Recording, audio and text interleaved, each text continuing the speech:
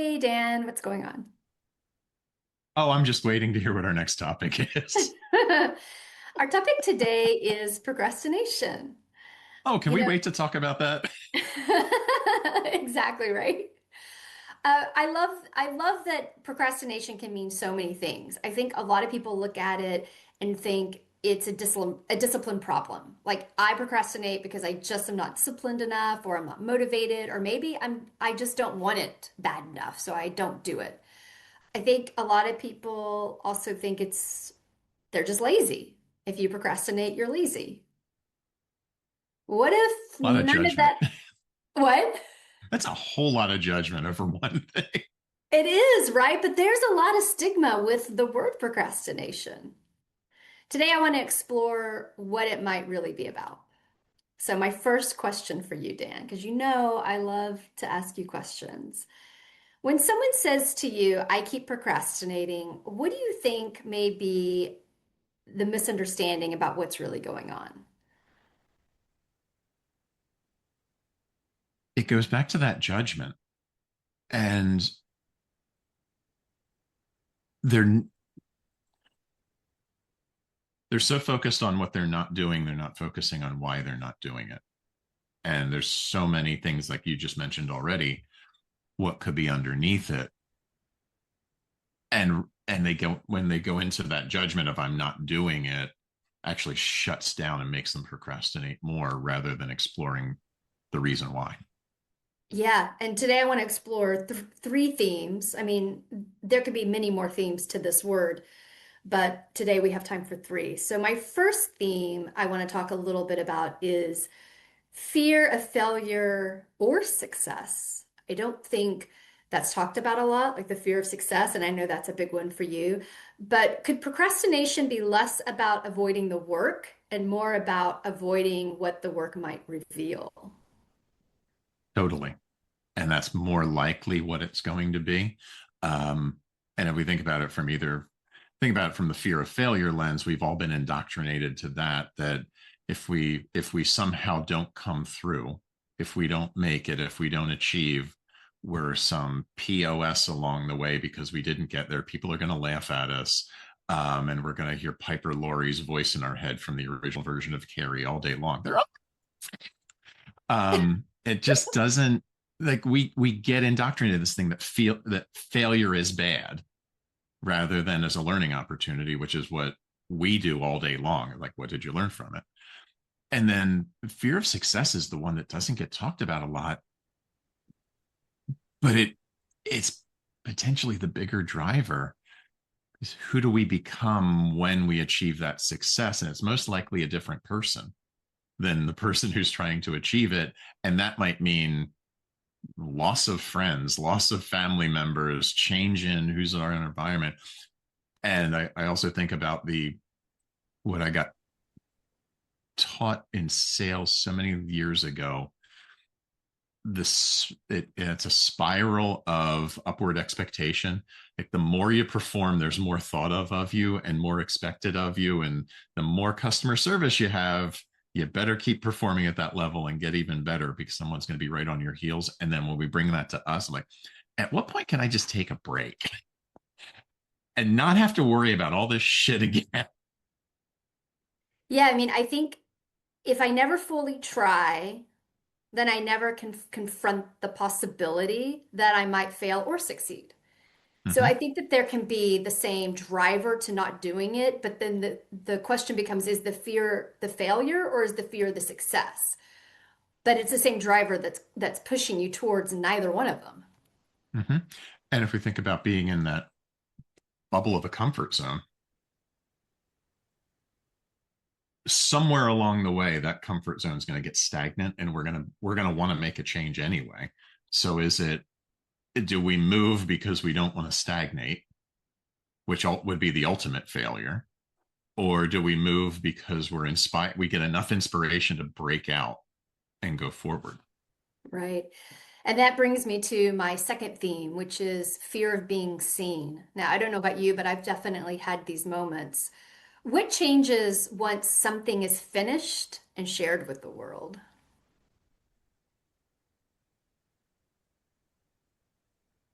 The personal answer I have, all those fears about being seen, particularly in all the noise of social media and all of it, are so unfounded because most likely it's going to get lost in the noise anyway. So we get so worked up, like somebody's going to see us, and then we automatically jump to that judgment of they're going to blow up our feed and blow up our DMs because they disagree with us, and we're going to get canceled.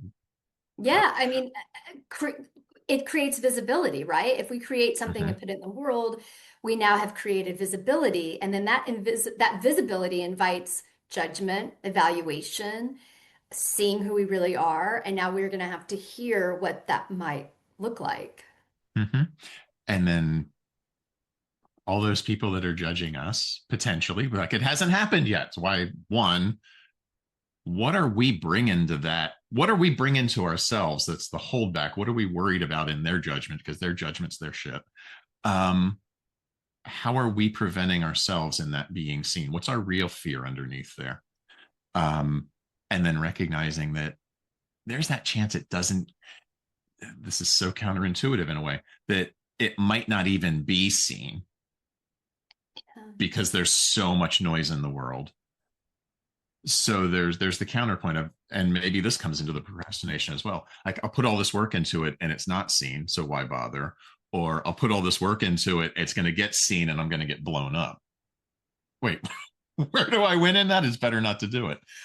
But if we don't do it, we also don't run the probability of being seen and being blown up in a great way. You go Right, viral.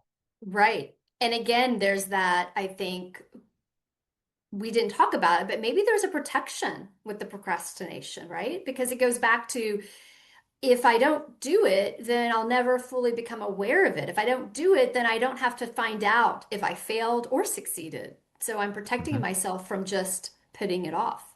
Which brings me to the third theme, identity protection, protecting your identity. So, is there something psychologically safe about leaving a project unfinished? I can continue to be who I am. Yes. Yeah, I can keep telling the same story and all the attachments to it. I don't have to change. My friends will stay the same. We all have the same expectations of each other. And here's that zone of comfort that we Our, just, yeah, our self-image stays intact. mhm, yeah. There's no exposure, there's no possibility that the reality is any different than what we know. Our potential remains untested. So now we can just continue to dream of the potential without ever having to test it out and know the truth about it. Mhm. And then we move into that's nice for a while. It's always nice to take a break, but there's our drive to evolve. There's our drive to get better that calls us forward. And then the opposite of that energy is entropy. That when we don't do anything, in in the world and in the universe, everything has a tendency to lean toward decay. And if we are not taking care of ourselves, we will move into decay. So at what point do we start to notice the backslide when we're putting things off for a variety of reasons and sitting in the comfort zone?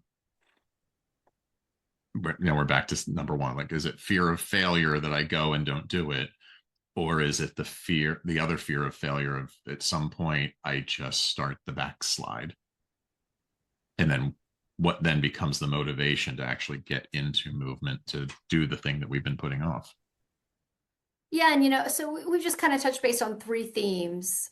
And now I want to go to something completely just mundane, right? Like this is big procrastination, right? Life, uh, goals, like big sort of life moment changing that will break us or make us maybe, right? We're kind of talking big. But what about like, could we apply these same themes to just everyday procrastination, like not taking out the trash, not doing the laundry? And if it's true, is there really a fear? Could there really be a fear around not doing the laundry? And it's strange. I put a load of laundry in right this morning, right before we started this. And And when I think about that one, and it's more for me, it's about parsing down the day. Do I want to take that 5 minutes now, or do I want to take it later, depending on what's going on right in that moment? And unless the trash reeks, it can wait for 5 minutes because there's something else that's more present for me to get done. Um, and then it's just about finding the time in it. It's not a put it off indefinitely. It's like it's I haven't sequestered it into this part of the day, but I can drop it in an hour. Yes. And it's actually more of a planning, and it's not putting it off. It's finding a different time slot for it. Where Yeah. procrastination to me is more like sometime in the mysterious future. Yes, exactly. Yeah. So that's interesting because I think a lot of people will define procrastination as like their spouse never does all the tasks that you've given him to do or her to do. Oh, And you've then talked to there's my wife. yeah. And then there's other kinds of procrastination. But kind of what I'm hearing you say is like for you, it's like, oh, it's this mysterious thing that I can't really grasp or I'm afraid to grasp versus it's just not the priority at the moment. It's not about procrastinating. So that's great. I mean, whether that's everybody's view or not, I wanted to sort of parse that out because there's like a different variety in that.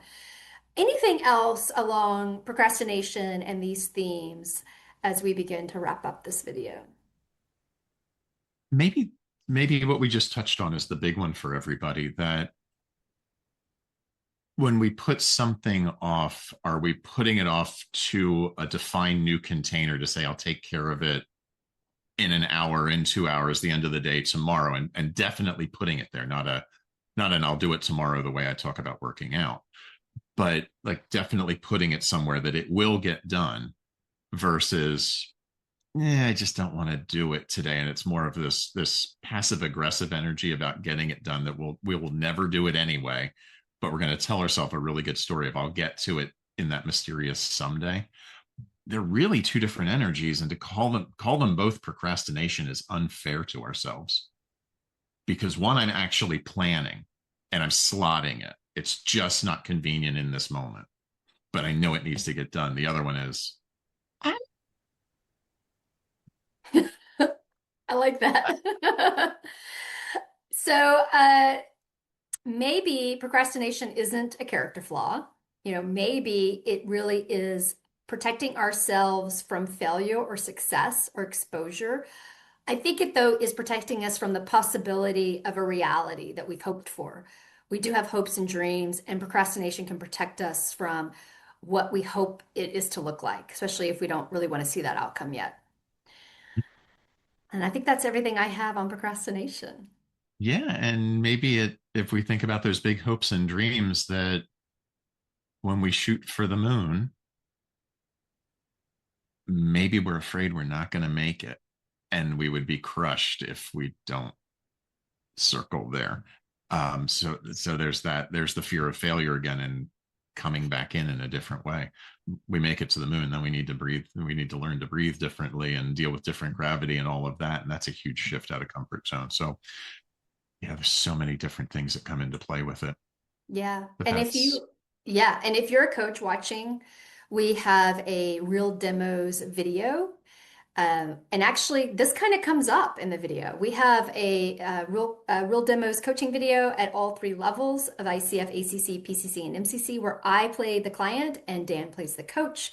And if you really want to see how this shows up in more subtle patterns, this video series is a great series to watch. And I kind of believe actually this does come up in our video theme. So anyway, check it out. It's in the comments, and we'll see you soon. yeah, there's always something deeper. that's that's what it's the theme of this series is. That's not what this is about. The problem walking in the door is not really the problem. The problem that's coming up in your casual conversations is not really the problem. What's underneath it all. Yeah. Well said. All right. All right. We will see you in the next one. Be See well. you. Bye bye.